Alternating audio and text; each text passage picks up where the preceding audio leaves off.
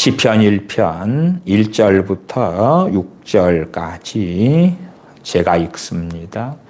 복 있는 사람은 악인의 꾀를 좇지 아니하며 죄인의 길에 서지 아니하며 오만한 자의 자리에 앉지 아니하고 오직 여호와의 율법을 즐거워하여 그 율법을 주야로 묵상하는 자로다.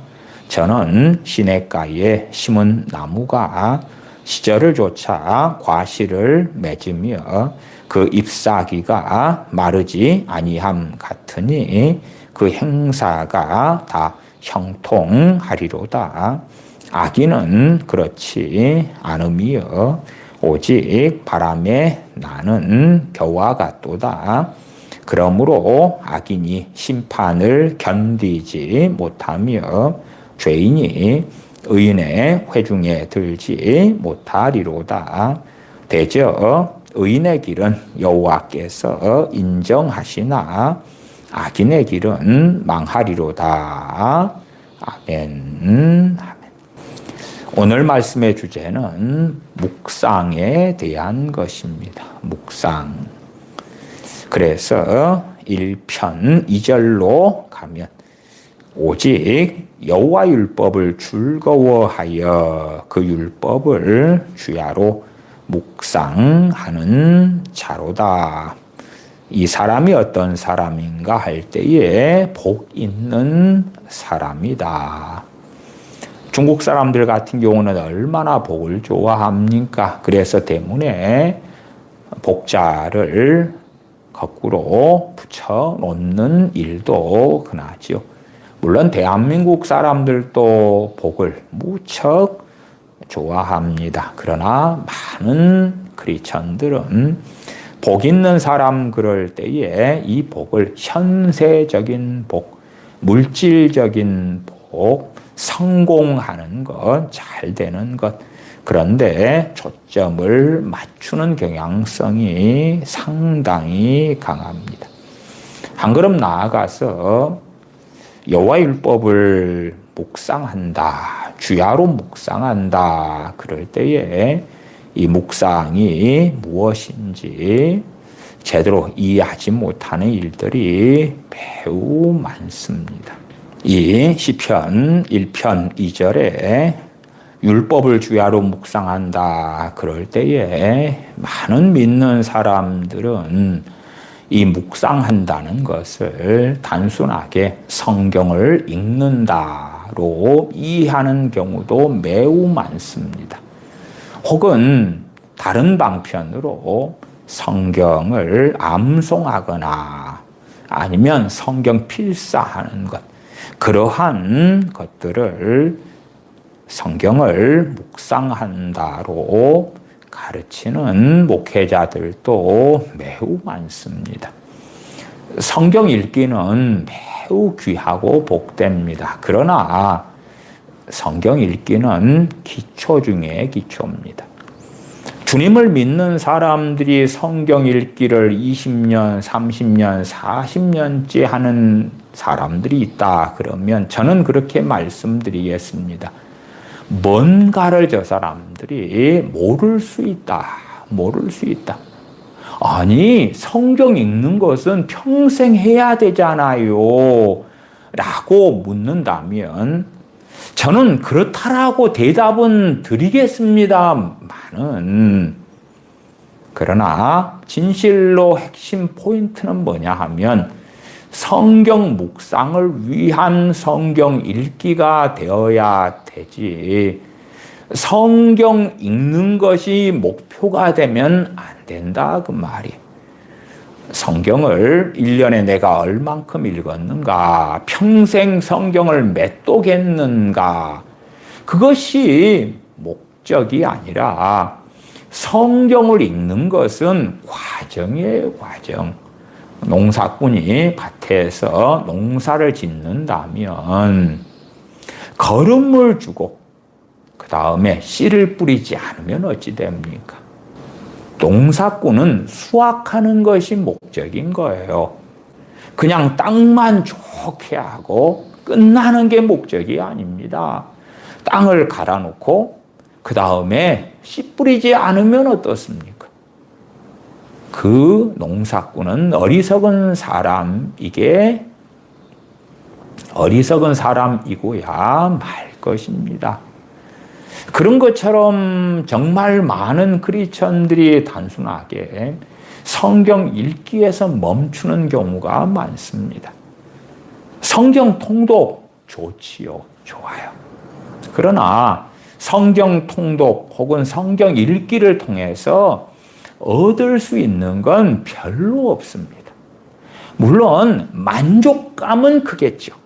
하나님과 별 상관없이 나는 성경을 얼만큼 있어.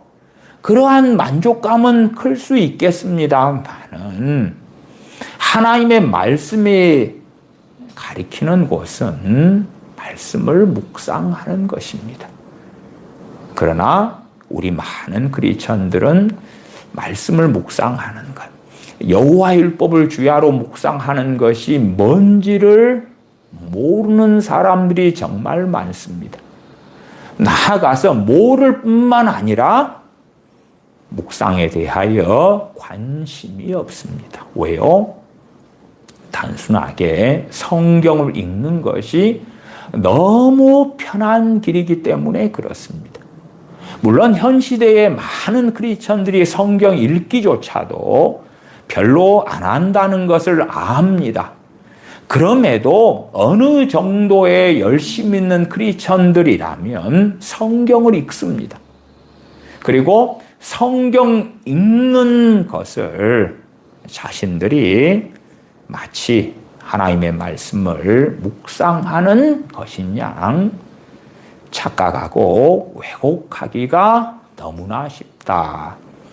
주님을 영접하고 믿은 다음에는 가장 기본적으로 성경을 읽기 시작해야 됩니다. 마치 아이들이 영어 공부를 한다 그러면 알파벳부터 해야 될 거 아닙니까? 대한민국에 태어난 아이들이 국어를 해야 되니까 국어는 한글이죠, 한글. 한글을 읽고 쓰고 기본적으로 기역, 니은, 디귿, 리을, 미음, 비읍, 하야, 어여, 오요, 우유 그렇게 하면서 글씨를 쓰고 읽기법을 배우고 그건 기본 아닙니까? 그러나 거기에서 멈추면 어떻게 됩니까? 그러면 그 아이는 어리석게 되고야 말 것입니다. 그것처럼 성경 읽기가 알파오 오메가가 돼가지고 주님을 믿은 지 10년 됐는데 여전히 성경만 읽고 있다. 그러면 그 사람은 일반적으로 영적 진보, 주님을 닮아가는 것과는 상관이 없는 크리스천이기가 쉬울 것입니다. 한 걸음 더 나아가서 그러한 크리스천들은 성령님의 놀라운 역사하심이 무엇인지를 잘 모르게 되기 쉽습니다. 성령님의 놀라운 역사하심이라 그렇게 제가 말씀드릴 때에 요한복음 14장이나 16장에서 주님께서 말씀하신 것, 내가 아버지께 구하여 내 이름으로 보내실 성령님, 그가 너희에게 모든 것을 가르치시고 내가 너희에게 말한 모든 것을 생각나게 하시리라. 요한복음 16장 13절, 진리의 성령님이 오시면 그가 너희를 모든 진리 가운데 인도하시리니. 현 시대의 많은 크리스천들은 성령님께서 진리 가운데로 인도해 주시는 걸 경험하지 않습니다. 아니, 경험하지 못한다. 그렇게 말할 수도 있겠습니다.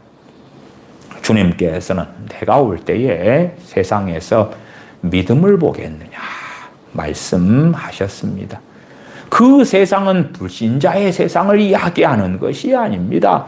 세상에 살고 있는 크리스천들, 세상에 존재하는 많은 주님을 믿는다고 하는 교회들, 거기에서 참된 믿음을 찾아보기가 너무 희소할 것이다 말씀하시는 것입니다.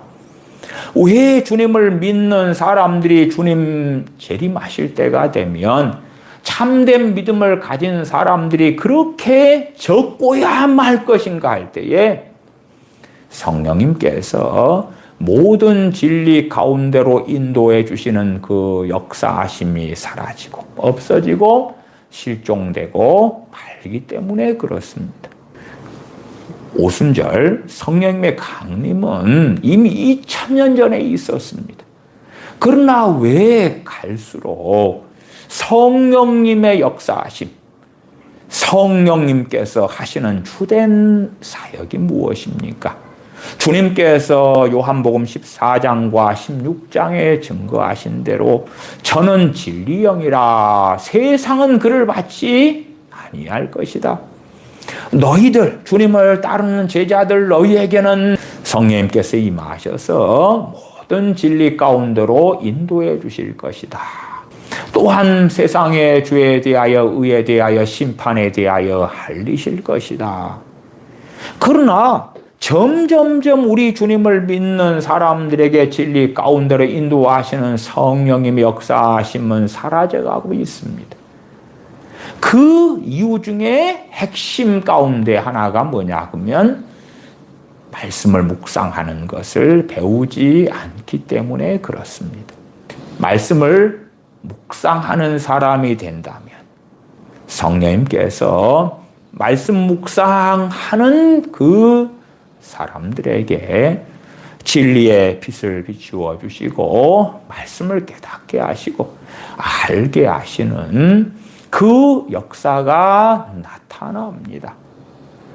그러나 유감스럽게 많은 크리스천들은 마치 하나님의 말씀을 묵상하는 것이 이퀄 성경을 읽는 것입니다. 1년에 1독 읽읍시다.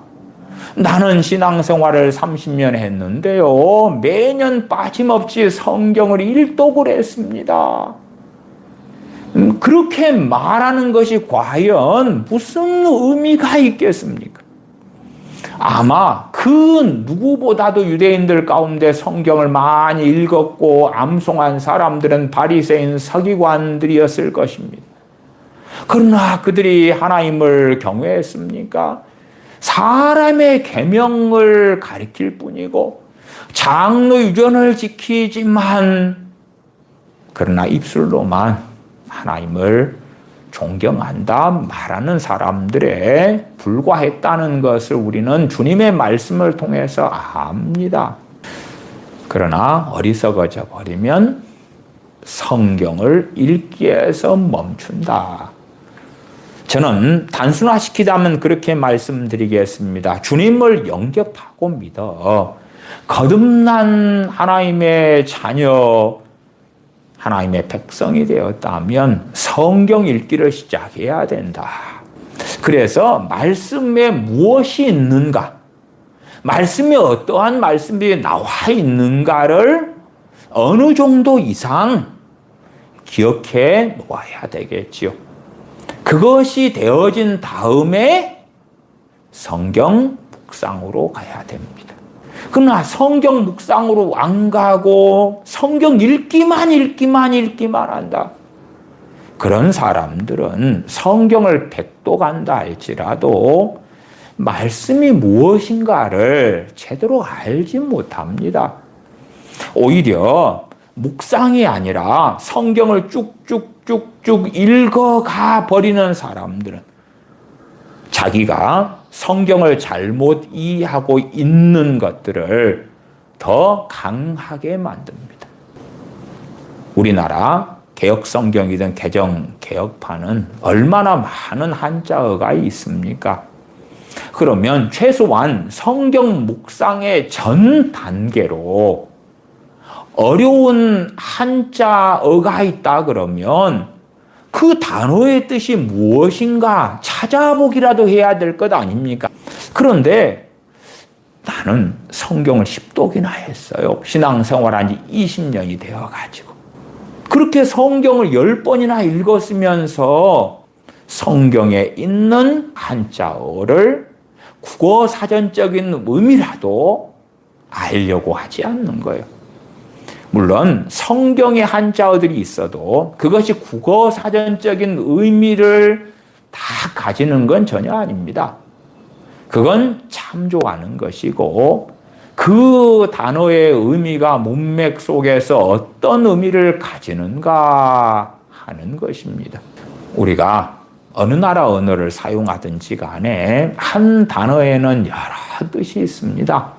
그래서 문맥 가운데서 어느 뜻에 해당될 것인가 하는 부분에 있어서 분별력이 증가해 가야 합니다. 그러나 성경을 읽기만 읽어요. 바쁘게 읽어요. 그런 가운데 성경의 문맥을 살피지 않아요. 성경의 단어도 살피지 않아요. 개념도 살피지 않아요. 2절 오직 여호와 율법을 즐거워하여 그 율법을 주야로 묵상하는 자로다. 묵상하다가 히브리어로는 하가라는 단어입니다. 하가에는 여러 가지 의미가 있는데 신중히 생각하다. 우리가 이 본문에 쓰인 대로 묵상하다, 연구하다, 중얼거리다, 그 외에도 여러 가지 뜻들을 가지고 있습니다. 일반적으로 묵상하는 것에 대하여 제가 과거에도 몇 차례 설교하면서 마치 소나 염소나 양이 먹이를 먹은 다음에 계속 되새김질하는 것, 계속 씹고 되새김질하는 것을 묵상하는 것에 비유하여 말씀드리기도 했습니다. 중얼거리다. 어떤 사람이 어느 지식 정보를 마음에 담아두려고 입으로 계속 중얼거리면서 암송하면서 생각하고 그러지요. 일상사에서는 어느 아버지가 중동 건설 현장에서 일합디다. 근데 그 더운 중동의 사막 기후에서 일하면서 그렇게 힘들 때에 호주머니에서 가족 사진을 꺼내는 거예요. 아들, 딸 또한 와이프 사진을 꺼내면서 보는 거예요. 보면서 힘을 내어서 가족 부양하려고 다시 일하는 거죠. 그러면 쉬는 시간 되어서 가족 사진을 꺼내서 보는 것이 뭐죠? 묵상하는 거. 묵상하려면 전제가 있어요. 2절 보시면 오직 여호와의 율법을 즐거워하여 어떤 원수가 있다. 그 사람의 사진을 갖다 놓고 미워하고 저주하고 증오하고 그래서 곰곰이 생각하면서 어떻게 원한을 갚을 것인가, 저 사람이 과거에 내게 어떠한 해를 끼쳤는가를 생각하는 것도 묵상하는 것이에요. 그러나 하나님께서 기뻐하시는 묵상은 전혀 아니죠. 하나님께서 기뻐하시는 묵상은 첫째, 여호와의 율법. 확장해서 지금으로 말한다면 성경 66권이에요. 하나님의 말씀을. 그 다음에 두 번째는 즐거워해서. 싫어해서, 미워해서 성경 고사를 보려고, 성경 시험을 보려고. 그렇게 해서가 아니라 여호와 율법을 즐거워해서. 왜 여호와 율법을 즐거워합니까? 하나님을 즐거워하기 때문에, 하나님을 기뻐하기 때문에, 하나님을 즐거워하기 때문에 하나님의 말씀을 즐거워하고, 말씀을 즐거워하니까 말씀을 기본적으로 읽어. 기본이에요, 기본. 그래서 신앙생활을 시작한 다음에 성경을 읽어야 돼요. 데살로니가 전서에 어느 말씀이 있는지, 신명기에 어떠한 말씀이 있는지, 여호수아에 어떠한 말씀이 있는지, 베드로전서, 후서, 요한계시록, 마태, 마가, 누가, 요한 골고루 어떠한 말씀들이 있는지 기본적으로 맛을 보는 거예요. 마트에 가서 만두는 어떻고 라면은 어떻게 팔고 뭐 두루두루 볼 거 아닙니까? 근데 보고 끝나고 식자재를 안 사오면 어떻게 합니까? 그것이 성경 묵상은 하지 않고 성경 읽기만 하는 사람들의 어리석음과 같습니다. 마찬가지로 옷가게에 갑니다. 옷을 사러 가죠. 옷을 사러 가. 그런데 옷은 정말 필요해서 갔는데 옷을 구경만 하고 사오지 않으면 어떻습니까? 물론 전제는 필요하다는 전제입니다. 필요하다는 전제. 집에 그득히 쌓아놓은 게 아니라 겨울이 다가오는데 겨울옷이 없다고 합시다. 겨울옷을 사야 되잖아요. 내게 맞추어서, 내 형편에 맞추어 겨울옷을 사러 가서 구경만 하고 오면 어떻게 되냐 그 말이에요. 목적이 있는 거예요. 목적이. 쇼핑하는 것은 쇼핑의 목적에 맞게 물건을 구입하러 가는 거예요. 성경을 읽는 목적이 뭐예요? 묵상하는 거예요. 묵상. 물론 묵상도 최종 도달하는 목적지는 아닙니다. 묵상을 통하여 말씀을 깨닫고 그리고 말씀을 준행하기 위함입니다. 그러나 성경 읽기에 가까운 목적지를 말씀드리자면 성경 묵상이다 그 말이에요. 그러니까 신앙 연수가 어느 정도 되면 사실은 자연스럽게 성경 묵상이 뭔지를 배웠어야 됩니다. 말씀을 붙잡고 되새김질을 하는 거예요. 되새김질을 해. 말씀을 붙잡고 기도하고 회개하고 이 말씀을 깨닫게 도와달라고 하나님께 기도하고 하나님을 찾고 구하고 말씀대로 살지 않아왔던 삶을 돌이키면서 회개하고 그런 가운데 말씀을 붙잡고 있는 거예요. 말씀을 붙잡고 있을 때에 성령님께서 역사하셔서 말씀을 깨닫도록 역사해 주시는 거예요. 우리 누구나가 성경을 다 소유하게 된 지금 같은 시대는 정말 복된 시대입니다만은 한편으로 그러기 때문에 성경 묵상을 더 이해하지 못하는 사람도 많을 것입니다. 과거에 각 개인이 인쇄술이 없고 성경책을 다 소유할 수 없었을 때에는 성경을 최대한 기억해놓고 암송해놓고 그렇게 해야 돼요. 유대인들의 회당이다. 그럼 회당에서 성경을 낭독할 때 그것을 암송하고 기억해놔야 돼요. 가족이 5명이다. 그러면은 성경을 누구는 들었는데 5 말씀을 들었다 하면 누구는 하나 기억하고 누구는 2 기억하고 누구는 3 기억하고 누구는 아무것도 기억 못하고 그러면 서로 그것을 공유해 가지고 서로 다 그 말씀을 기억할 수 있도록 우리는 언제나 성경을 펼쳐볼 수 있으니까 오히려 그것이 장점이 되면서 한편으로는 묵상에 대한 소경이 되는 이유가 되기도 하다. 성경을 항상 펼쳐볼 수 없는 때에는 최대한 성경 읽을 수 있을 때 혹은 구약시대로 한다면 그들은 성경을 듣는 것이죠.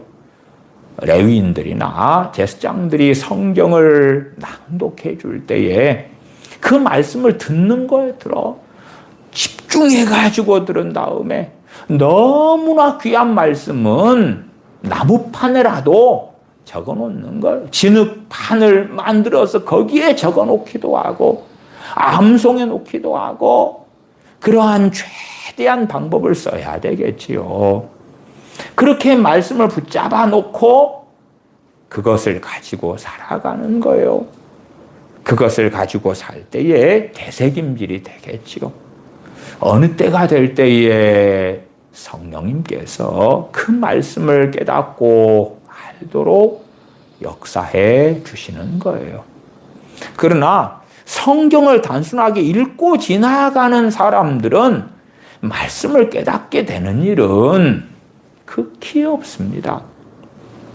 종교개혁자 마틴 루터가 로마서 1장 17절 오직 나의 의는 믿음으로 말미암아 살리라. 그 말씀을 골똘히 살피고 또 살피다가 깨닫게 된 진리가 이심층의 교리였다. 그 오직 나의 의는 믿음으로 말미암아 살리라 말씀을 묵상하고 상고하다가 믿음을 통하여 구원을 받는구나.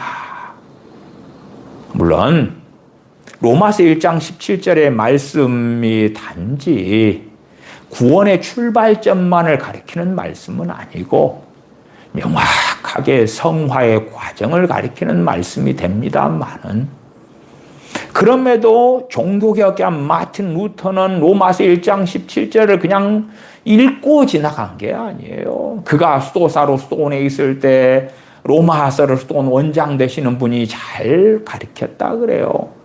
그걸 듣고 배우고 그냥 쓱 지나갔다면 종교개혁자 마틴 루터는 없었을 거예요. 그러나 오직 나의 의는 믿음으로 살리라 하는 말씀을 계속 살피는 거예요. 공부하는 거예요. 이 하나님의 말씀이 무슨 의미인가? 무슨 뜻인가? 종교개혁자 마틴 루터가 정말 싫어했던 게 오직 나의 의인은 이라고 하나님 말씀하실 때 그럼 나의 의인을 굉장히 싫어했대. 그래서 거부했다 그래요. 그러나 하나님의 말씀을 상고하고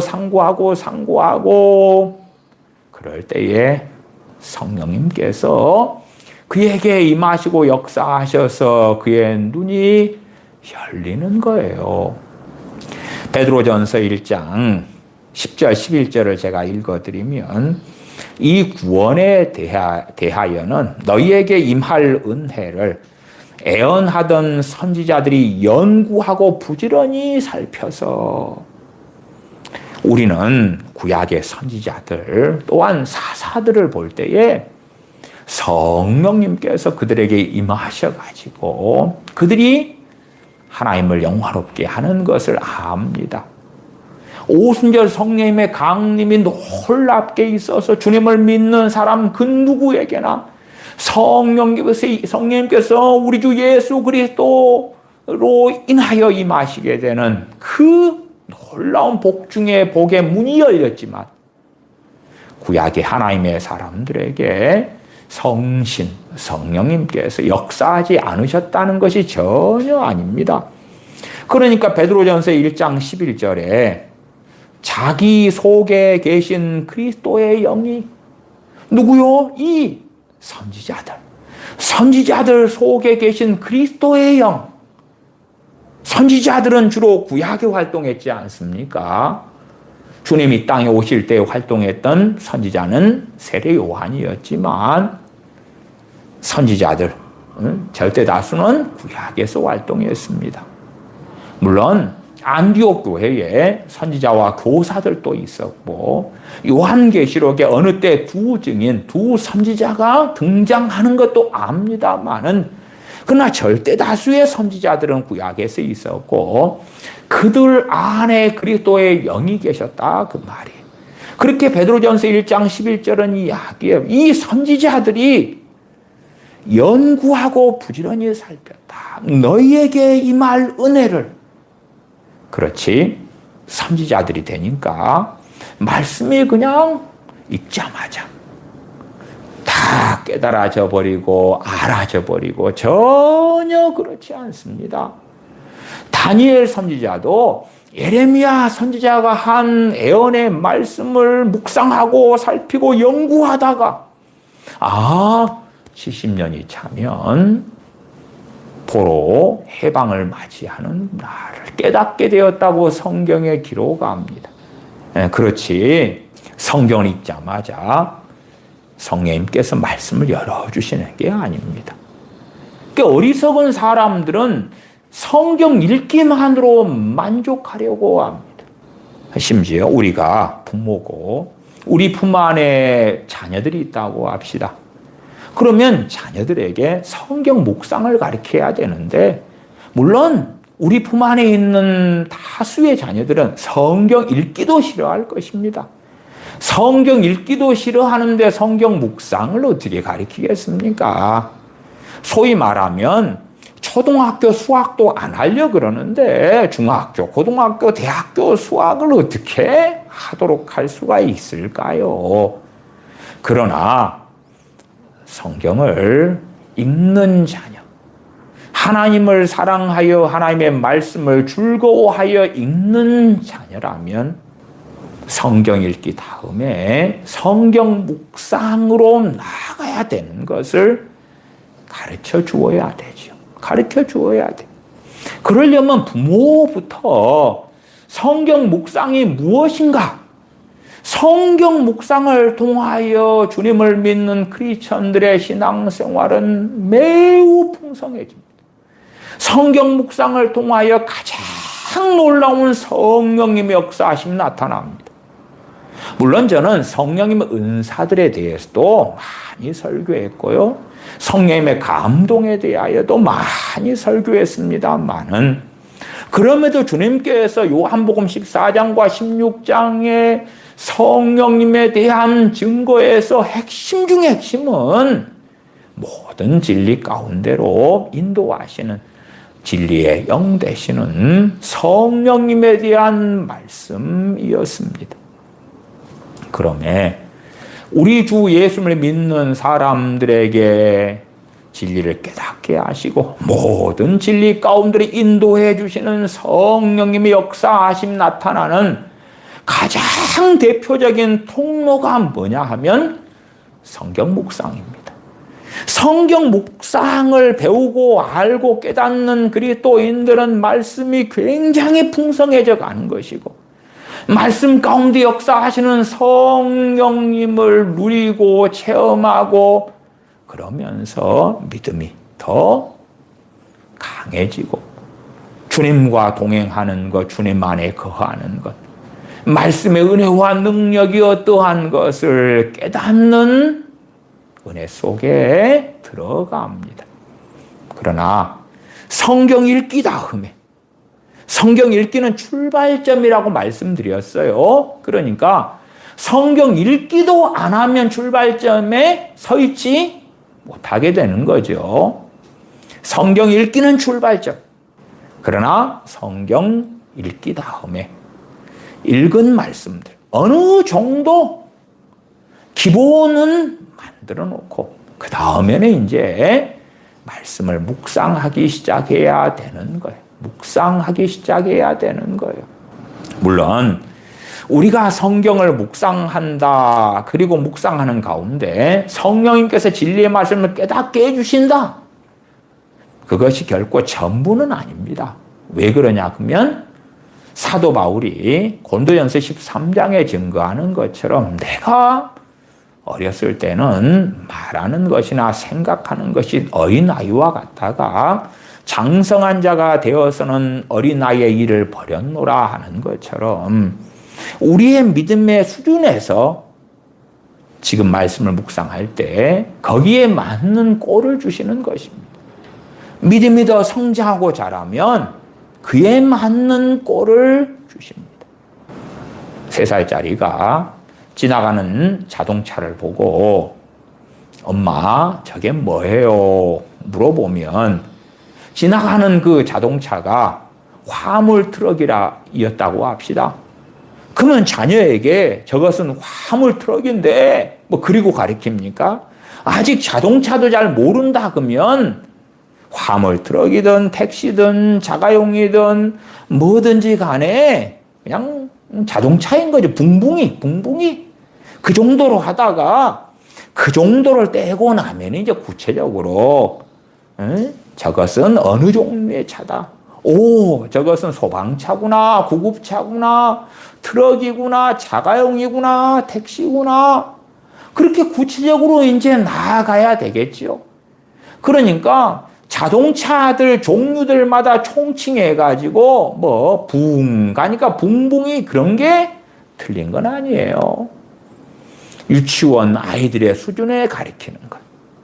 그 다음에 더 잘하고 장성해 가면 그 수준에 맞게 배우고 가리키는 자는 가리키겠죠. 그것처럼 성령님께서도 우리를 모든 진리 가운데로 인도해 가실 때에 우리의 신앙의 수준에 맞게 깨닫게 해주시고 알게 해주시는데 그 통로가 되는 것이 성경 묵상이다 말씀드리는 거예요. 많은 믿는 사람들은 와, 시편 1편에 복 있는 사람이 되고 싶어. 이 복 있는 사람은 하나님이 복을 준다는 거잖아. 이러이러한 삶을 사는 자에게 복이 임한다는 거잖아. 그러면서 여호와 율법을 주야로 묵상하는 사람이 복을 받아. 그러면 여호와 율법을 묵상한다는 것을 성경 읽기라고 해버리자.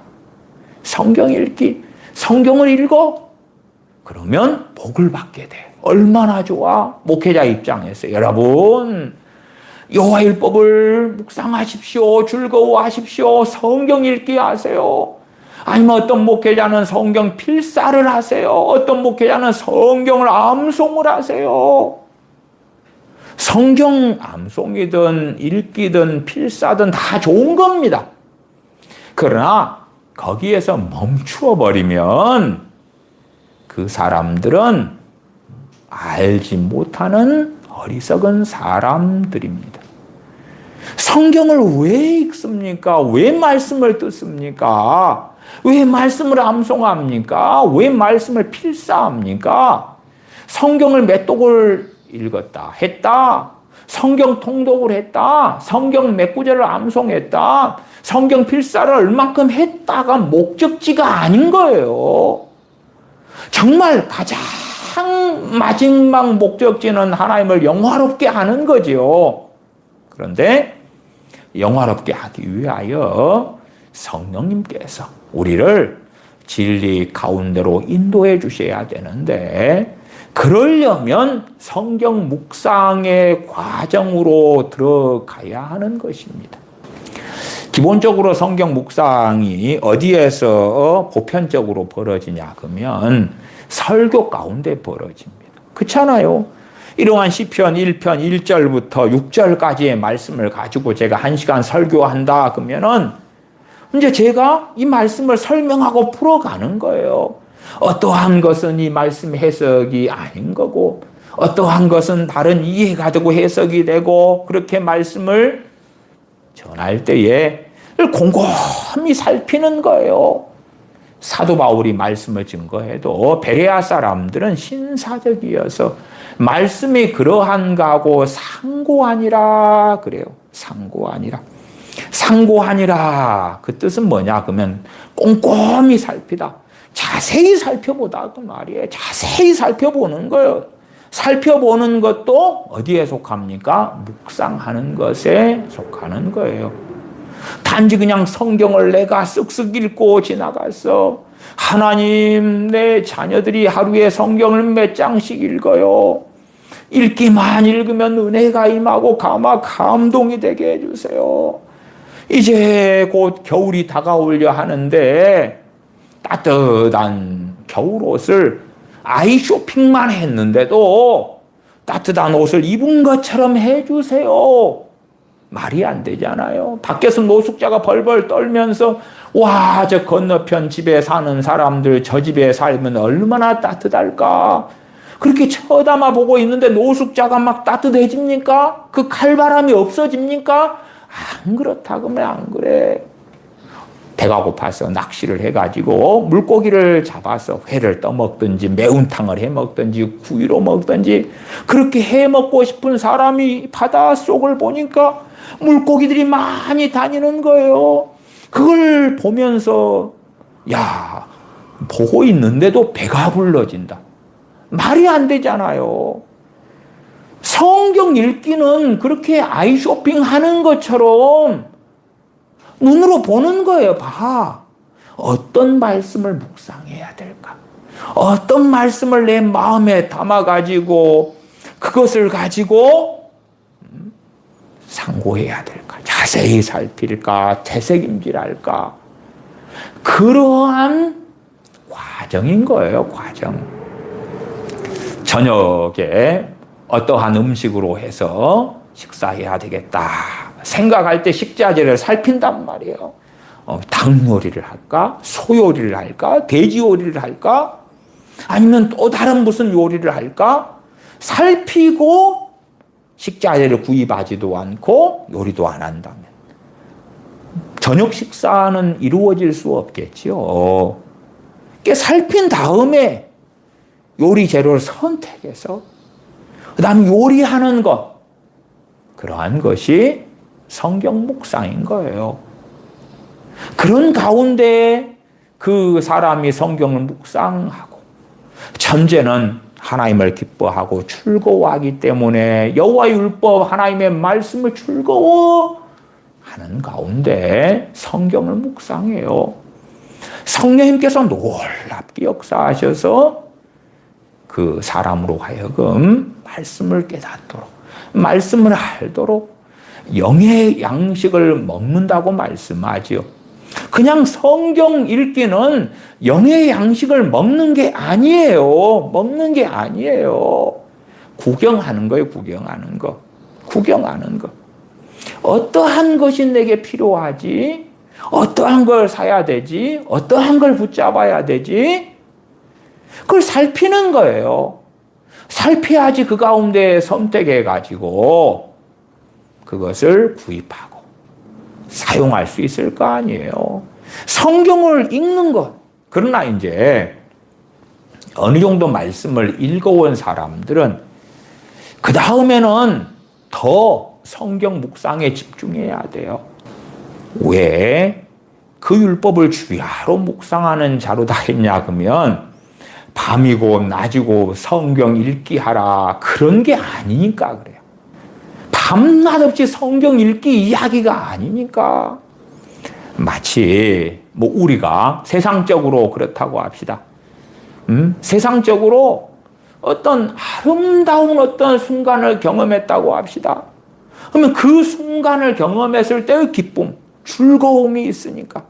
마치 결혼한 다음에 10년간 아이가 없다가 10년 만에 아이를 가졌어요. 그리고 아이 초음파 사진이 나왔어요. 얼마나 기쁘게 했어요. 10년 동안 아이 가지려고 애쓰다가 아이를 가졌는데, 그러니까 초음파 사진을 가지고 남편이 직장에 출근해가지고 다시 초음파 사진을 일하다가 쉬는 시간에 커피 마실 때 동료들과 점심시간 대화하면서 초음파 사진을 보여주고, 세상에나 이제 내 와이프가 애를 가졌어 이야기하고. 그것이 묵상이죠. 묵상. 즐거워하니까 밤낮 없이. 그런 것처럼 하나님의 말씀을 마음에 담아두면 화장실에 앉아서도 말씀이 문득 떠오르고, 그러니까 내가 어떠한 말씀을 묵상할 것인가 그걸 붙잡아 놔야 돼요. 그냥 구경만 하고 지나가면 되는 게 아니고 말씀을 붙잡아 놔야 돼. 붙잡아 놔야 돼. 그러다 보면 잠잘 때도 내가 붙잡아 놓은 그 말씀이 생각나고 묵상하는 거예요. 되새김질하는 거예요. 숙고하는 거예요. 중얼거리는 거예요. 묵상하다 하가 연구하는 거예요. 살피는 거예요. 쉬는 시간에도 혹은 식사 중에도 그 말씀이 떠오르는 거예요. 떠올라. 성경 읽기하고 성경 묵상은 종류가 전혀 다른 것입니다. 전혀 다른 것이에요. 그러나 성경 묵상을 모르는 설교자들, 모르는 목회자들은 성경 묵상을 자꾸만 성경 읽기나 필사나 암송 같은 걸로 바꾸어 가려고 그래요. 그러면 어떤 분이 성경 209절을 암송해서 너무 자부심이 있고 좋다, 그렇게 할 때에 그 어느 성경 구절을 20년 동안 암송해 왔어요. 20년 동안 반복하고. 그러면 그분에게 물어요. 그 성경 구절이 어떤 의미인지 아십니까? 20년 동안 그 성경 구절을 암송해 와가지고 그분이 이해한 이 구절은 무슨 의미라고 저는 알고 있어요 라고 말하는 걸 들으면 전혀 틀린 이야기를 하시는 거예요. 그러니까 성경을 암송하는 건 중요한데 이것이 어디 톤박이냐, 어느 문맥에서 이 구절이 나왔냐, 그걸 살피는 가운데 암송하고 그 문맥을 이해하려고 애를 써가는 것도 묵상의 한 과정이죠. 그런 가운데서야 그 말씀은 성령님의 도우심을 통하여 베일이 벗겨지는 거예요. 그러나 그렇게 하지 않고 자기는 성경 구절들을 암송했는데 계속 자기가 그 구절은 이런 뜻일 거야 라는 어리석은 확신 속에서 살아가는 성경 암송들이라면 주님 앞에 섰을 때에 그 사람은 명백히 부끄러울 수밖에 없는 거예요. 우리나라 유명한 아무개 목사님이 그 정광훈 씨 추종자 중에 추종자인데 그 사람은 비성경적으로 설교하고 이상한 주장을 설교 때 하는 대한민국 유명한 부흥사인데 자기의 그 설교나 가르침이나 소위 어떤 계시들이 맞다는 증거가 자기는 성경을 100독 이상 했기 때문에 맞을 수밖에 없다. 그렇게 주일날 설교했단 말이에요. 나처럼 성경을 100독하지 않은 사람은 내가 이 성경 구절을 이렇게 해석하는 데 있어서 시비 걸 자격이 없어. 말하지 마. 나는 성경 100독을 한 사람이기 때문에 내가 하는 성경 해석은 틀릴 리가 없어. 그런 분들은 성경 읽기에만 집중한 거예요. 그러니까 읽다가 그냥 문득 성경 묵상이 아니라 연구가 아니라 자세히 살핀 것이 아니라 성경 읽다가 묵상이 아닌 읽다가 뭐 성령님이 역사하셔가지고 깨달음이 임하고 이럴 줄로 착각을 하는 거예요.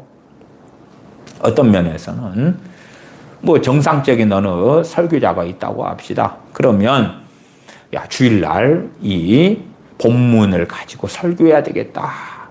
그렇게 이제 주일 설교를 위하여 월요일날 미리 그 본문을 정했다고 합시다. 그런 가운데 그 본문을 가지고 월요일부터 토요일까지 살아요. 그런 것을 뭐라 그러겠어요? 성경 묵상이라 그러죠. 물론 목적이 어떻게 교인들로 하여금 감동을 받게 할까? 그런 방식이라면 그 설교자의 성경을 붙잡고 한 주간을 사는 것은 결코 묵상으로 가지도 않을 거고 성령님께서 진리 가운데 인도해 주시도 않을 거예요. 설교자라도 그 설교를 준비한다 할지라도 그 목적은 설교자 본인이 내가 이 말씀을 깨달아서 말씀대로 살기 위하여 하나님 앞에 나아가는 묵상이 돼야 되죠. 그렇지 목적이 설교를 위한 것이다. 그렇다면 사실은 많은 경우 주님하고 잘 안 맞는 경우도 많아요. 그러나 제가 정상적인 설교자, 목회자다 전제를 하고 말씀드렸으니까 그 말씀을 통하여 당연히 설교자 본인 나가서 교우들이 말씀을 제대로 깨닫고 주님 앞에 살기를 원하여 말씀을 묵상한다, 살핀다. 바르게 말씀을 증거하려고. 그래서 그 말씀을 월요일, 화요일, 수요일, 목요일, 금요일, 토요일을 붙잡고 있다. 그러니까 그 말씀을 가지고 하나님께 나아가야 되니까 그게 성경 묵상인 거예요, 묵상. 그런 가운데 정상적인 정로를 걷는 설교자라면 성령님께서 역사하셔가지고 그로 하여금 말씀을 깨닫도록 도와주실 거고 인도해 주실 거다. 시편 1편 1절로 갑니다. 복 있는 사람은 악인의 꾀를 좇지 아니하며 죄인의 길에 서지 아니하며 오만한 자의 자리에 앉지 아니하고 오직 여호와 율법을 즐거워하여 그 율법을 주야로 묵상하는 자로다. 시편 1편 1절과 2절은 결코 뗄래야 뗄 수가 없습니다. 여호와 율법 하나님의 말씀을 통하여 악인의 꾀가 뭔지, 죄인의 길이 뭔지, 오만한 자의 자리가 뭔지를 알게 되는 것입니다. 하나님의 말씀이 아니고서야 무엇이 오만한 자의 자리인지, 무엇이 죄인의 길인지, 무엇이 악인의 꾀인지 어찌 알겠는가? 그러니까 함께 가는 것입니다. 여호와 율법을 즐거워하여 주야로 묵상하는 사람들이 이것이 악인의 꾀구나, 이것이 죄인의 길이구나, 이것이 오만한 자의 자리구나. 여호와 하나님을 기뻐하고 즐거워하기 때문에 여호와 율법을 즐거워하지요. 이 말씀대로 살기 원합니다. 그리고 말씀을 묵상하며 말씀을 통하여 하나님의 뜻이 명확해지는 것입니다. 어떠한 악인의 꾀를 좇지 않아야 하는가? 어떠한 죄인의 길에 서지 않아야 하는가? 어떠한 것이 오만한 자의 자리이기 때문에 거기에 앉지 아니해야 하는가가 명확해지고 명백해지는 것입니다. 근시인 사람이 눈에 딱 맞는 안경을 끼웠다. 그럼 얼마나 환하고 밝겠습니까? 건너편에 있는 시계나 달력의 숫자가 잘 보이지 않다가 눈에 딱 맞는 안경을 끼웠더니 2.0, 1.5 그래서 시계 숫자가 달력의 숫자가 명확하게 보이는 거예요. 달력에 있는 음력 작은 글씨까지 보인다고 합시다. 그런 것처럼 여호와 율법을 즐거워하여 주야로 묵상할 때에 하나님께서 기뻐하시는 뜻이 뭐고 그 길이 뭔지, 또한 하나님의 진노가 임하는 하나님과 정반대의 길을 걷게 되는 악인의 꾀를 좇는 것, 죄인의 길에 서는 것, 오만한 자의 자리에 앉는 것이 무엇인지를 명확하게 보게 되어진다 하는 것입니다. 그런 사람이 복 있는 사람이다. 복 있는 사람이다. 그 복 있는 사람은 3절, 저는 시냇가에 심은 나무가 시절을 쫓아 과실을 맺으며 그 잎사귀가 마르지 아니함 같으니 그 행사가 다 형통하리로다. 말씀을 제대로 이해하지 못하는 사람들, 그의 마음과 생각이 육체에 있고 세상의 정욕에 있고 이생의 자랑에 있다면 거기에서 자기가 바라고 추구하고 행하는 모든 것이 잘 되는 것, 그것을 형통이라고 믿고 싶어 합니다. 그래서 이 시편 1편 같은 말씀도 정말 많은 목회자들이 주기적으로 선택하여 설교하는 본문에 해당됩니다. 더군다나 신년이 되면 복 있는 사람 그러한 주제를 가지고 시편 1편 등으로 설교하는 일들도 아주 많습니다. 왜? 대한민국 교인들은 복을 매우 좋아하기 때문에 그렇습니다. 그 가운데 그 율법을 주야로 묵상하는 걸 성경 읽기로 바꾸면, 자, 올해 성경 1도 통독하십시다. 그러면 여러분이 행하는 일들 형통할 겁니다.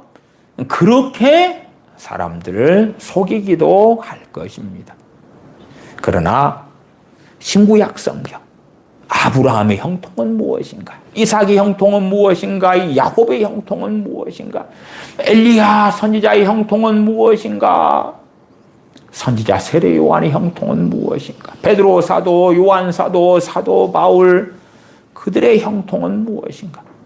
더군다나 우리 주님의 형통은 무엇이었는가? 그 누구라도 동의할 수밖에 없는 것은 우리 주님의 공생의 세월 3년 반 동안 무수히 많은 핍박과 고난을 받으셨는데 주님은 형통하셨다는 거죠. 물론 우리가 생각하는 형통과 정반대에 있는 것처럼 보이는 거죠. 사도 바울 같은 경우 유대인들에 의하여 40에 하나 감한 매를 4번이나 맞았고 로마인들에 의해서는 폐장, 몽둥이 찜질을 당하는 것. 그걸 3번이나 당했고, 배고프고 굶주리고 강도 위협을 당하고 파선하고. 자, 그러면 우리가 생각하는 형통이 아닌 거예요. 아니요. 더군다나 사도들이 복음을 전하러 다니면서 돌에 맞기도 하고 죽임당하기도 해요. 그러면 우리가 생각하는 형통이 아닌 것처럼 보이나 기준은 뭐냐 그러면 하나님 앞에서의 삶이에요. 팔복으로 한다면 의를 위하여 핍박을 받는 자는 복이 있나니, 의 때문에 핍박을 받으면 그게 뭐예요? 형통이죠. 주님께서 나로 인하여 너희가 핍박을 받으면 복이 있다. 한 데서 상이 큽니다. 그건 형통 중에 형통이죠. 고난을 당하는데 고난이 유익이라. 내가 고난을 당함으로 죄를 깨닫고 죄를 회개하게 되고 주님 앞에 서게 되었다. 그러면 그 사람의 그 고난은 형통이죠. 형통. 형통함의 여정이었죠. 그러나 우리가 생각하는 형통은 사업을 하면 사업이 잘 되고, 카페를 하면 카페가 잘 되고, 자녀가 좋은 대학에 원서만 내면 합격하고, 대학을 졸업하자마자 대기업 일자리가 생기고 취직하게 되고, 좋은 배우자를 만나게 되고, 그런 것들이 형통으로 보는 거예요. 물론 그런 복과 그런 은혜도 우리 믿는 사람들이 삶을 사는 가운데 누릴 수 있습니다. 그러나 명백하게는 모든 일마다 그렇지 않다는 건 아셔야 돼요. 우리 주님은 모든 일이 형통하셨습니다. 그런데 주님의 형통은 아버지의 뜻을 행하는 데 있어서, 전능하신 하나님 아버지를 기쁘시게 하는 데 있어서의 100% 형통이었습니다. 하나님의 사람들의 형통은 주님을 닮아가는 것, 주님과 동행하는 것, 주님을 위하여 고난받는 것, 주님 안에 거하는 것, 주님 때문에 멸시받고 천대받는 것, 의의 길, 진리의 길을 걷기 때문에 세상으로부터는 미움받을 수 있으나 의의 길, 진리의 길을 걸어갈 수 있음이 형통이다, 그 말이에요. 그러나 많은 사람들이 원하고 욕망하는 형통은 정욕적인 형통, 자기가 세상에서 원하고 욕망하고 탐하는 것들이 이루어지는 형통을 바랍니다마는 성경의 형통은 그와는 매우 거리가 멉니다. 오늘 욥기에서 욥이 당하는 그 무서운 고난 환난을 압니다. 그러나 진실로는 욥의 자녀들이 한날에 다 죽어갔고 재산을 다 잃었고 병들었던 것이 하나님 앞에서는 형통이었다. 그래서 욥은 고백하잖아요. 내가 여호와에 대하여 귀로만 들었사더니 이제 눈으로 보았나이다. 하나님을 더 깊이 아는 지식에 그는 이르게 되었습니다. 그것이 그의 형통이죠. 물론 우리가 바라는 것은 평안한 가운데 아무 고난 어려움도 없이 영육간에 다 잘 되는 거예요. 아무 고난 어려움 없이 자고 일어나면 믿음도 쑥쑥 자라있고 내가 하는 일마다 다 잘 되고 내 자녀들이 하는 일이 다 잘 되고 세상에 영광도 없는데 하나님의 영광도 없고 그러한 형통을 바랄지 몰라도 하나님의 사람들이 신구약 성경에서 걸어갔던 길은 그런 길은 아니었다. 4절입니다. 악인은 그렇지 않음이여 오직 바람에 나는 겨와 같도다. 여호와 율법을 통하여 누가 악인인지 누가 악인인지가 명백히 드러나야 되는 거예요. 특별히 성경 66권 가운데서는 시편, 잠언, 전도서는 의인이 누군지 악인이 누군지 명확히 밝혀주고 있습니다. 여호와율법을 묵상할 때에 세상 사람들이 말하는 악인과 하나님께서 말씀하는 악인은 전혀 다르다는 걸 압니다. 물론 중복되는 부분은 존재하죠. 그러나 하늘과 땅이 멀고 다른 것처럼 세상 사람들이 주장하는 악인의 개념과 하나님께서 말씀하시는 악인의 개념은 너무나 상이한 것들이 많다는 것입니다. 악인은 그렇지 않음이요 오직 바람에 나는 겨와 같도다. 하나님의 뜻을 모르려면 간단합니다. 하나님의 말씀을 덮으면 되는 것입니다. 아니면 아이 쇼핑만 하면 되는 거예요. 성경 그냥 읽고 쓱쓱쓱 읽고 지나가면 되는 거예요. 성경을 읽고 지나가는데 어떻게 그 말씀이 깨달아질 수 있습니까? 읽고 지나가면서 깨달아질 수 있다면 저 같은 설교자가 이런 본문을 가지고 1시간씩 설교할 이유가 없겠지요. 왜? 한 구절마다 한두 문장으로 이야기해주면 끝나야 되니까. 그럴 수 있을 테니까. 그러나 그렇지 않기 때문에 이 몇 구절을 가지고 긴 시간을 설명할 수밖에 없는 거예요. 하나님의 말씀을 덮거나 쓱쓱쓱 묵상 없이 지나가면 말씀을 맷독을 하든 아니면 얼마나 많은 구절을 암송하든지 간에 최소한 이런 악인은 그렇지 않으며 악인이 뭔지를 모르게 됩니다. 악인은 그렇지 않으며 오직 바람에 나는 겨와 같도다. 그러므로 악인이 심판을 견디지 못하며 죄인이 의인의 회중에 들지 못하리로다.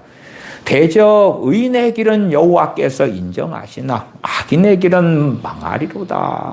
죄인이 의인의 회중에 들지 못하리로다. 당연히 우리는 현재도 죄인이고 그러나 주님의 대속의 은혜를 힘입어 죄인인데 주님의 의를 덧입어 의롭다함을 얻은 자들이 되었습니다. 우리 주 예수 그리스도를 믿는 믿음을 통하여 그렇게 되었습니다. 그러나 주님을 믿어 주님의 의를 옷 입었다. 전능하신 아버지께서 그의 아들을 통하여 우리를 의롭다 하셨다. 하나님 감사합니다. 그러면서 죄인의 삶을 살아간다. 물론 우리는 연약하고 넘어지고 죄짓고 그렇습니다. 그게 그런 것이 아니라 자기의 정욕대로 살아가는 삶을 밥 먹듯이 한다면 그러한 사람인 입술로 주여 주여 하기 때문에 나는 의인의 회중에 있을 것이다. 그렇지 않다 그 말이에요. 그렇지 않아요. 이 시편 1편도 명확하게 구원에 대하여 말씀해 주고 있는 거예요. 지금 시대의 많은 크리스천들은 입 바른 소리로 나 예수님 믿어요. 그러니까 악인의 삶을 살아도 괜찮아요. 미국 교회 교파들 가운데 얼마나 많은 교파들이 동성애로 빠졌습니까? 동성애 지지, 동성애자들에 대한 결혼식 추례. 심지어 동성애자들을 감독으로 세우고 목사로 세우고 그런 교단 교파들도 비일비재하게 많습니다. 그런데도 예수님 믿는 동성애자이기 때문에 구원받을 거야. 천국 갈 거야. 하나님은 동성애자들도 인정하셔, 사랑하셔, 천국 가게 해주셔. 물론 하나님께서는 동성애자들도 사랑하시기 때문에 회개하고 돌아오라 그러시는 거예요. 회개하고 돌아오라. 그러나 그러한 삶을 계속 할 때에 천국 간다, 구원받는다, 의인의 회중에 들어간다는 전혀 아니올시다. 아니올시다. 대저 의인의 길은 여호와께서 인정하시나 악인의 길은 망하리로다. 여호와 율법을 주야로 묵상하는 가운데 의인의 길이 무엇이고 악인의 길이 무엇이고 잠언에도 뭐 의인의 길, 악인의 길이 얼마나 많이 나와 있습니까?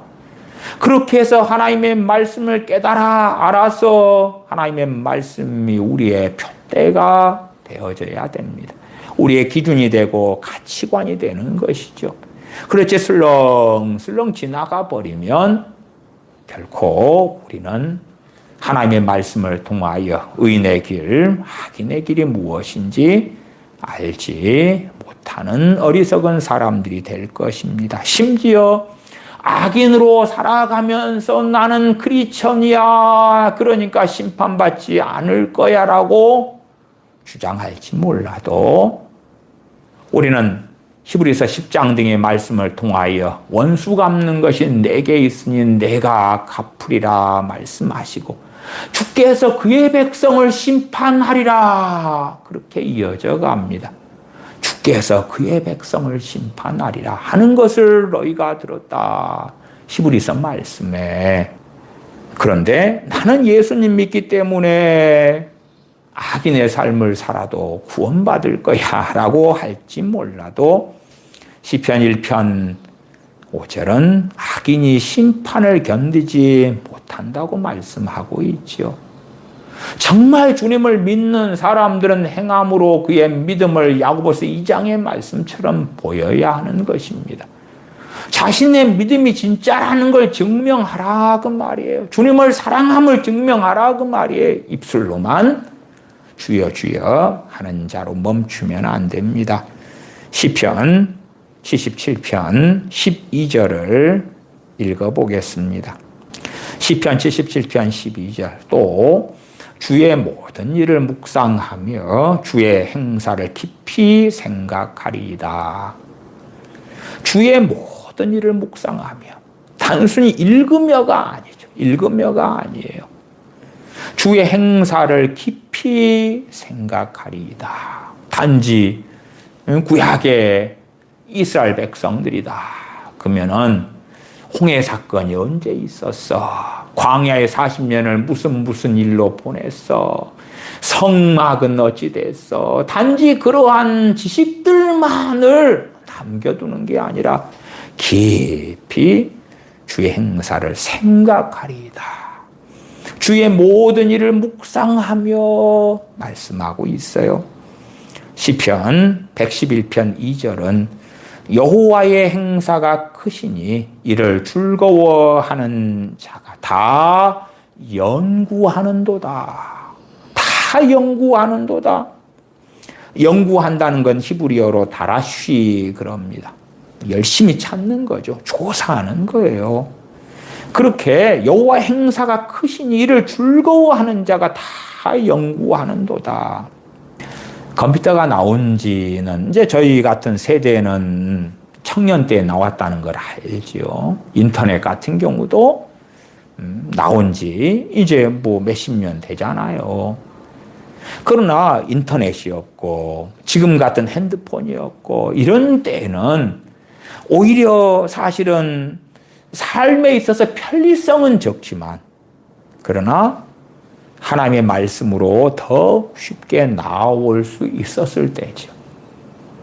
제 어릴 때 텔레비전이 나오기 시작했어요. 흑백 텔레비전. 거기에서 칼라로 바뀌고 그리고 방송도 몇 개 안 나오고 안테나를 이리 돌리고 저리 돌리고 그러면 그 텔레비전이 없었을 때는 텔레비전 보는 시간이 필요 없었죠. 없었으니까.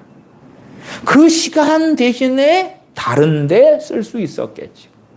지금은 얼마나 즐거운 것들이 많습니까? K-드라마, K-팝, 넷플릭스, 영화관들, 유튜브에 얼마나 많은 재밌고 신나는 영상들 얼마나 많습니까? 또 남자 청년들 다음 게임, 새로운 게임들 밤새워 게임한다 그러죠. 게임도 그렇고 음식, 여행, 쇼핑 얼마나 많은 즐거운 것들이 눈앞에 펼쳐져 있습니까? 그러니까 풍요의 시대에 들어갔는데 주님께서 내가 올 때에 세상에서 믿음을 보겠느냐? 그런 게 없는 시대에는 그 편리성이 없고 즐거운 것들이 없는 시대에는 삶에 있어서는 윤택하지는 않았는데 신앙적으로는 그러한 것들 대신에 여호와의 율법을 주야로 묵상할 수 있는 그 복이 활짝 사실은 열려 있었다. 그렇게도 말씀을 드리겠어요. 과거에 편리하지 못했으니까 밥을 하려면 산에 가서 나무를 해와야 돼. 나무를 해와. 그 말씀을 쫙 붙잡고 있으면 산에 나무하러 가는 동안에 나무를 줍는 동안에 도끼질하면서 말씀을 묵상할 수가 있는 거예요. 지게에다가 나무를 짊어지고 산비탈을 내려오면서 말씀을 묵상할 수 있어요. 부엌 아궁이에 불을 피워서 넣으면서 말씀을 묵상할 수 있어요. 그런데 지금은 압력솥이 밥을 해주고 전기 밥통이 밥을 해줘요. 버튼 눌러서 해놓고 그 다음에 텔레비전 보고 드라마 보면 되는 거지. 그러니까 얼마나 편하고 즐거운 것들이 많은 시대입니까? 많은 그러한 것들이 우리의 마음을 빼앗아가지고 여호와의 율법으로부터 하나님의 말씀으로부터 하나님을 즐거워하니 하나님의 말씀을 즐거워하는 데서 많이 멀어지게 하고야 말았다. 저는 20살 때 컴퓨터를 처음 쓰기 시작했어요. 왜? 대학교 1학년 교양 과목부터 컴퓨터를 가르쳤거든요. 그러나 기껏해야 플로피 디스켓, 도스가 있는 플로피 디스켓을 넣어가지고 컴퓨터를 켜고 막 그런 시대였어요. 그리고 기껏해야 한글 프로그램, 게임 그러면 쥐레찾기 뭐 이런 거 하나밖에 없었던 것 같아요. 그러니까 게임할 것도 없어요. 게임할 것도 없고 뭐 컴퓨터를 켜가지고 뭔가 할 만한 거리들이 없는 거예요. 왜? 초기 단계였으니까. 그러니까 심심하면 컴퓨터를 켤 이유가 없었는데 지금 시대에야 온 세계의 즐거운 것들을 다 컴퓨터를 통하여 노트북을 통하여 접할 수 있고 핸드폰을 통하여 접할 수가 있게 되었잖아요. 이 편리한 세상을 살아가지만 그러나 이제는 즐거워하는 것이 바뀌게 되었다 그 말이에요. 여호와 율법을 즐거워하여가 아니라 이제 우리가 즐거워하는 무수히 많은 것들이 존재하고 많은 것이에요. 시편 119편을 좀 찾아보겠습니다. 시편 119편 15절 제가 읽습니다. 내가 주의 법도를 묵상하며 주의 도에 주의하며. 시편의 말씀에 포인트가 어디에 있냐? 그러면 하나님의 말씀에 대한 묵상의 포인트가 있는 묵상의 포인트가 있어요. 시편 119편 97절로 가면 내가 주의 법을 어찌 그리 사랑하는지요. 내가 그것을 종일 묵상하나이다. 마음에 담아두니까 그 담아둔 말씀을 가지고 여유가 될 때마다 생각이 날 때마다 계속 묵상하는 거예요. 말씀을 담아놓고 상고하고 이 말씀이 어느 문맥 속에 있는가 다시 살펴보는 것 묵상이죠. 숙고하는 것, 자세히 살피는 것, 연구하는 것, 신중히 생각하는 것 다 묵상하다 하가요. 하가. 되새김질하는 것. 그러한 것이 우리가 하나님의 말씀에 대하여 걸어가야 될 길이고 그로 인하여 성령님께서 역사하시는 거예요. 그러지 우리가 주여 주여 하는 크리스천이기 때문에 게으르고 나태하고 하나님 말씀과 거리가 먼 삶을 살아도 모든 진리 가운데로 성령님이 인도해 주실 거야는 전혀 해당이 없는 것입니다. 주님을 믿기 때문에 보혜사 성령님께서 임하셔가지고 모든 진리 가운데로 인도해 주신다면 지금 이 세대의 수억 명 되는 크리스천들은 얼마나 신앙 연수대로 믿음이 좋겠습니까? 그러나 안 그렇다는 걸 우리는 잘 압니다. 잘 압니다. 그러면 모든 진리 가운데로 인도해 주신 성령님께서 어떠한 사람들에게 역사하시는가? 어떠한 사람들에게 역사하셔서 진리를 깨닫게 하시며 그 길을 인도해 가시는가 할 때에 주의 말씀을 묵상하는 사람들입니다. 하나님의 말씀을 즐거워하고 사랑하여 그 말씀을 묵상하는 사람들, 상고하는 사람들입니다. 99절을 보면 내가 주의 증거를 묵상함으로 나의 명철함이 나의 모든 스승보다 승하며 라고 말씀합니다. 내가 주의 증거를 묵상함으로 나의 명철함이 그 명철을 사전적으로 보면 총명하고 사리에 밝아서 옳고 그름을 잘 분별하는 것. 그래서 이 명철 안에는 세 가지를 담고 있습니다. 첫째는 총명, 두 번째는 사리 분별력, 세 번째는 이해력. 그러나 이 명철은 세상에서의 명철이 아닙니다. 세상에서 사업을 잘하는 것, 그런 총명, 세상에서 성공하는 그런 명철이나 총명이나 분별력을 이야기하지 않습니다. 어느 부동산이 떡상할 것인가, 어느 주식이 폭등할 것인가, 그런 것에 대한 분별력도 아닙니다.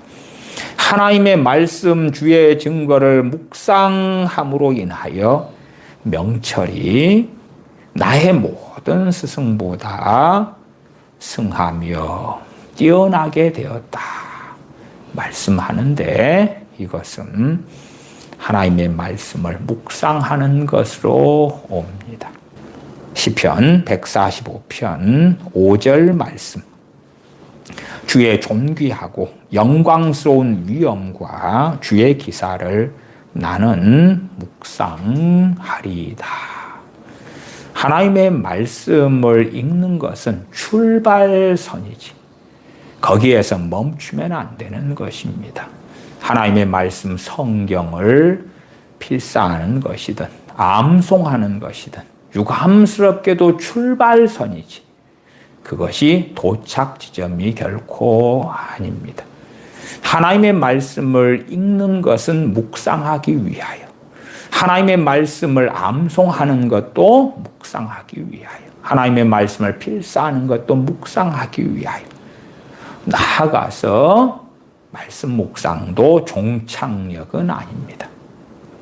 하나님의 말씀을 즐거워하여 묵상하는 사람들에게 성령님께서 역사하셔서 의의 길로, 진리의 길로 인도하시는 놀라운 일들이 일어납니다.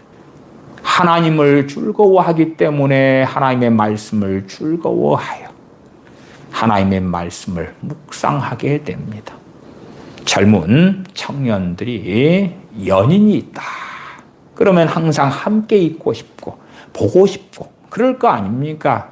그때 하는 것이 소위 말하자면 묵상입니다. 묵상. 멀리 떨어져 있는 직장 생활하는 아버지가 자녀들을 보고 싶고 사랑하는 아내를 보고 싶고 그래서 만날 날을 기다리는 것. 그러면서 생각하는 것을 묵상이다, 그렇다 그 말이에요. 하나님을 즐거워하기 때문에 하나님의 말씀을 마음에 두고 상고하고 묵상하고, 그럴 때에 말씀은 우리에게 열리기 시작합니다. 베드로전서 1장 10절 11절 읽고 말씀 마치겠습니다.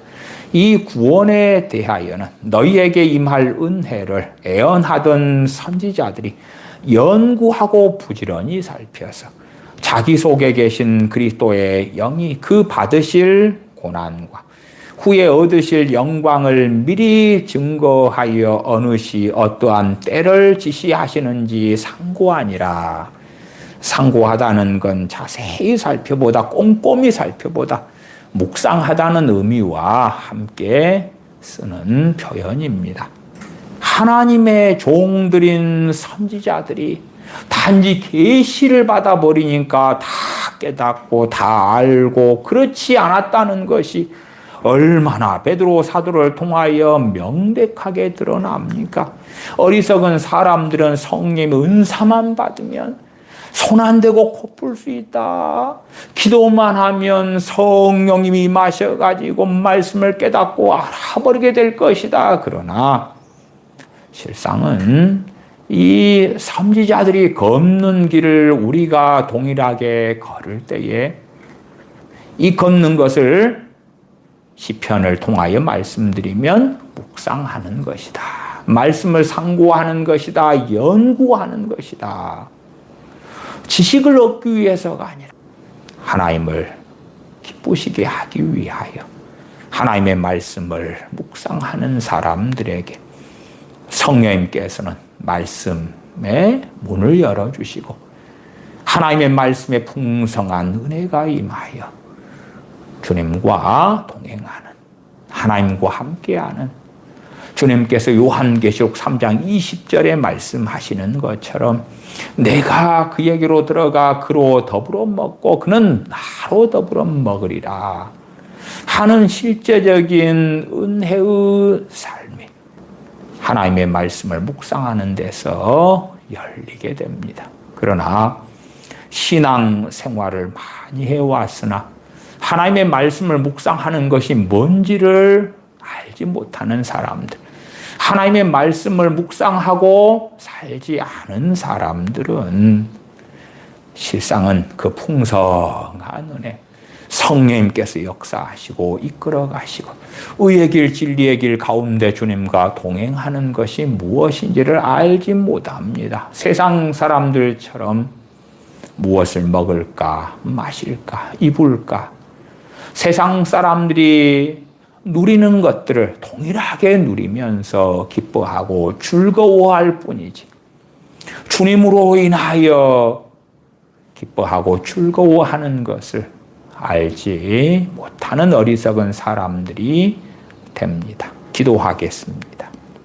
아버지 하나님, 저희가 여호와 율법을 즐거워하여 그 율법을 주야로 묵상하는 자들 가운데서 발견되게 도와주시옵소서.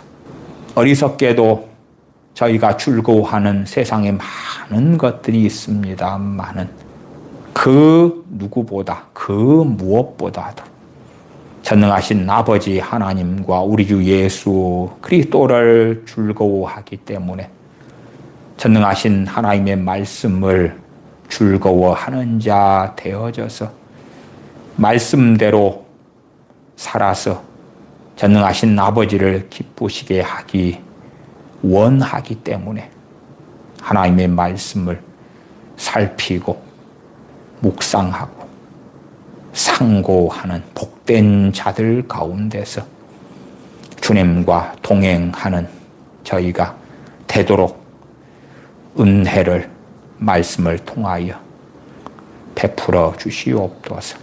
우리 주 예수님의 이름으로 기도하옵나이다. 아멘. 아멘.